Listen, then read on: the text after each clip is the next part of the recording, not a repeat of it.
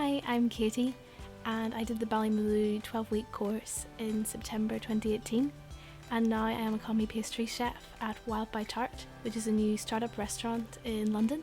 So after the course finished in December, I spent a couple of weeks trying to find the perfect job in London.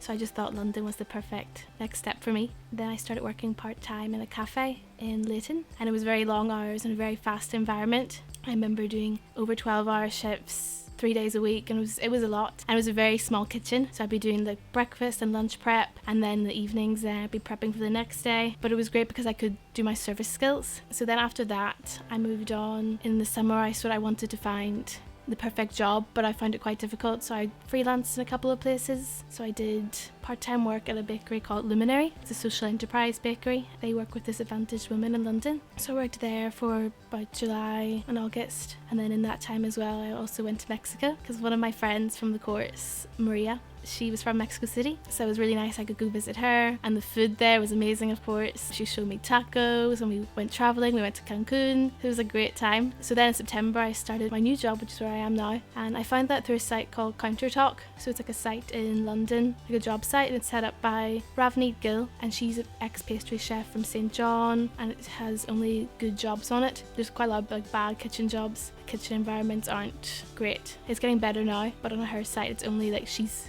gone to the kitchens and she knows what they're like. So I was training with her for a few months, and now she's left and there's a team of 4 of us. So she trained us all up, and now we're holding it on our own, and I get to like help put things on the menu, which is what I'm really enjoying as well, recipe testing. It's quite exciting this year as there's 2 books coming out and my name is going to be in the back of them because I helped recipe test for them and write recipes. So Luminary have a book coming out. So I have a recipe and it's a buttermilk panna cotta with grapefruit caramel, and that was actually the dessert I did for my 12-week exam. So I based it off that, and it's nice now to see that it's an actual recipe in a book. And then my friend Rav, she has a book as well.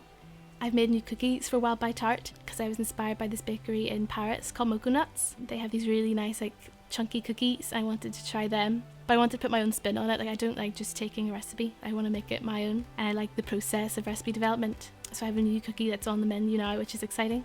My favourite part about the course was the bread shed, because I loved how it was a separate part of the course. Even if there were no classes on Saturdays, you could still go in. I liked visiting the dairy as well and seeing like how the cows came from the farm.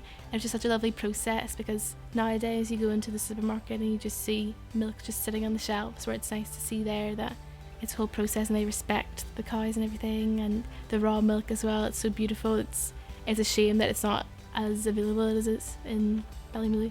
And then I also enjoyed making my 12-week course menu. I wanted to show what I had learnt throughout the whole course in my menu, and I liked that as well because I could look back and think how far I'd come from the start. Like I never would have thought I'd be making pasta under time pressure conditions, and even doing like a chicken liver ragu.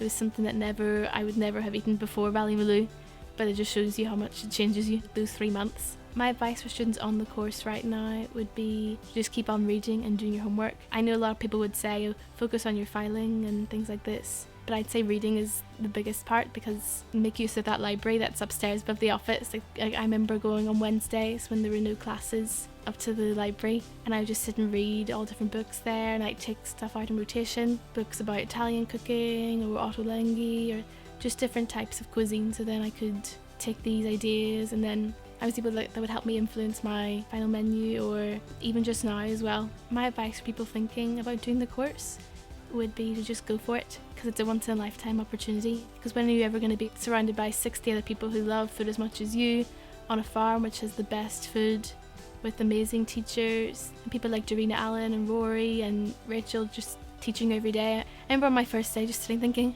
is this real life? Is this happening? Like it was, because I dreamed about it for so long, so Ballymaloe just felt right for me. So I would encourage anyone who's toying with the idea of doing it just to go for it, because you'll not regret it.